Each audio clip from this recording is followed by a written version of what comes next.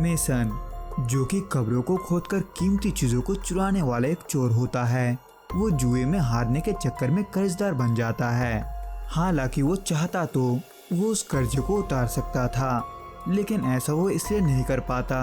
क्योंकि वो जब भी नए बने कब्रों को खोदकर लूटने जाता था, उसे कब्र खाली मिलता था, यानी कि उसमें लाश तक नहीं होता था, जिसके जिम्मेदार होते हैं उस कब्रिस्तान के चूहे, जिन्होंने मेसन के नाक में दम कर रखा था। लेकिन फिर भी वो इस उम्मीद में एक और कब्र खोदता है कि शायद इस बार उसे कुछ मिल जाएगा, जो कि होता तो है। लेकिन उससे पहले कि मेसन उस लाश से सभी कीमती सामान को निकाल सके, वो चूहे मेसन को काट लेते हैं और उसकी आंखों के सामने से उस लाश को ले जाते हैं। इसलिए वो उस थोड़े बहुत लूट के सामान के साथ अपने कर्जदार के पास जाता है, पर वहाँ उसे ये पता चलता है कि उसमें से ज्यादातर सामान नकली है,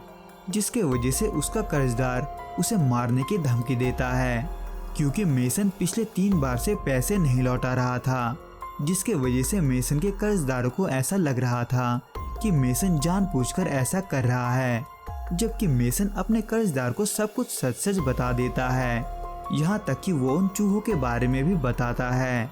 हालांकि चूहों के बारे में सुनकर उसको थोड़ा अजीब लगता है, पर अब जब ये उसका प्रॉब्लम नहीं होता तो वो ऐसे में मेसन को आखिरी मौका देकर वहाँ से जाने देता है,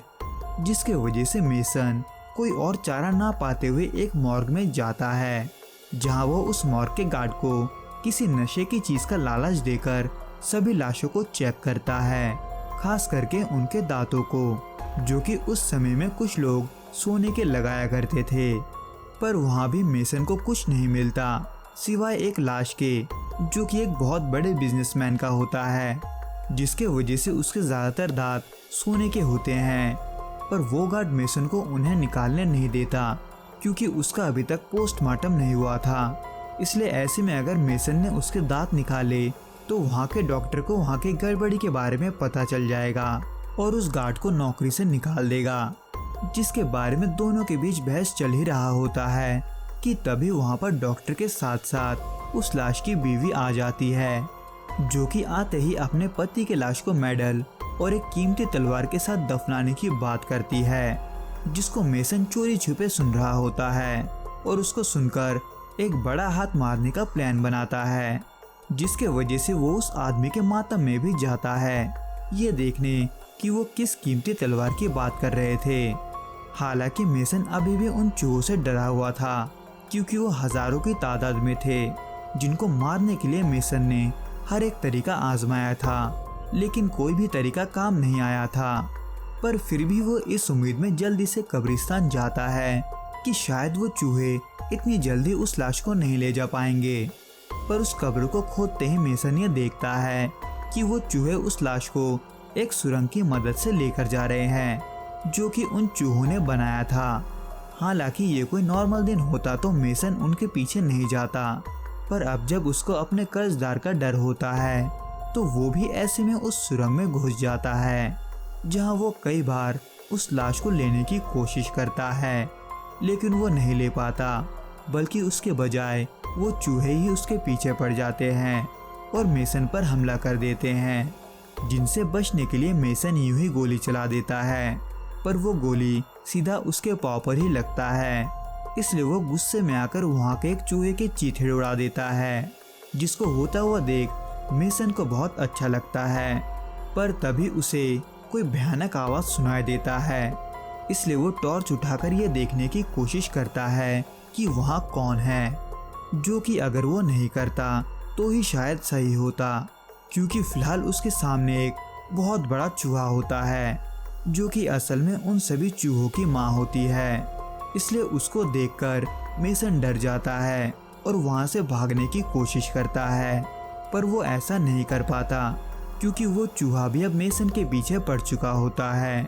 जिससे बचने के लिए मेसन उस पर गोली भी चलाता है, पर उसका उस पर कुछ असर नहीं होता। इसलिए मेसन वहाँ से निकलने की कोशिश करता है,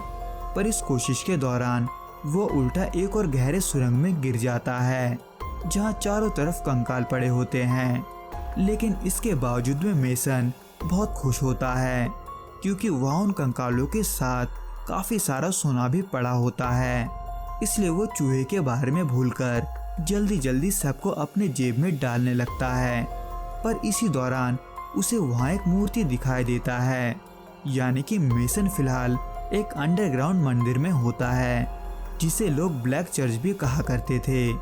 जहाँ पर मेसन को उस मूर्ति के ठीक सामने एक लाश दिखाई देता है, जिसके गले में एक सोने का बहुत कीमती हार होता है।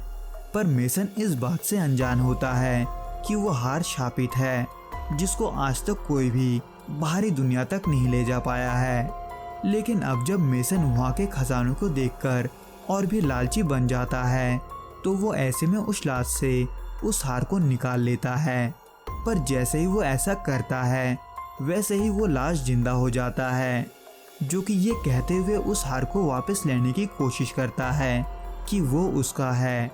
इसलिए मेसन उससे भी बचकर भागने लगता है। पर वो इस दौरान एक ऐसे सुरंग में फंस जाता है, जिसके एक तरफ वो बड़ा चूहा होता है और दूसरी तरफ वो जिंदा लाश। इसलिए मेसन को कोई और चारा ना पाते हुए उनका सामना करना पड़ता है, जिसमें खुशकिस्मती से उस बड़े चूहे के ऊपर एक बड़ा पत्थर गिर जाता है और वो मर जाता है। इसलिए इससे खुश होकर मेसन रेंगते रेंगते बाहर निकलने की कोशिश करता है, जिसको थोड़ी देर बाद ऊपर एक रोशनी दिखाई देता है। इसलिए वो उसके तरफ जाने लगता है। पर जैसे ही वो वहाँ पहुँचता है, उसे ये पता चलता है कि असल में वो एक कब्र के अंदर है, जहाँ से वो बाहर नहीं निकल सकता था। इसलिए वो डर के मारे मदद के लिए चिल्लाने लगता है, पर उसका आवाज़ कोई सुन नहीं पाता, सिवाय उन चूहों के, जो कि बहुत ही जल्द मेसन को मारकर उसको अंदर से ही खाने लगते हैं। और वो हार, जिसको कोई भी बाहरी दुनिया तक नहीं ले जा सकता था, वो अब भी अंदर ही रहता है। तो दोस्तों, इस वीडियो में बस इतना ही। मैं आपसे फिर मिलूंगा कुछ नए और ऐसे ही अनोखे कहानियों के साथ। अगर आपको ये वीडियो पसंद आए तो प्लीज़ इसे लाइक, शेयर और इस चैनल को सब्सक्राइब करना ना भूलें। Till then, good bye and be safe.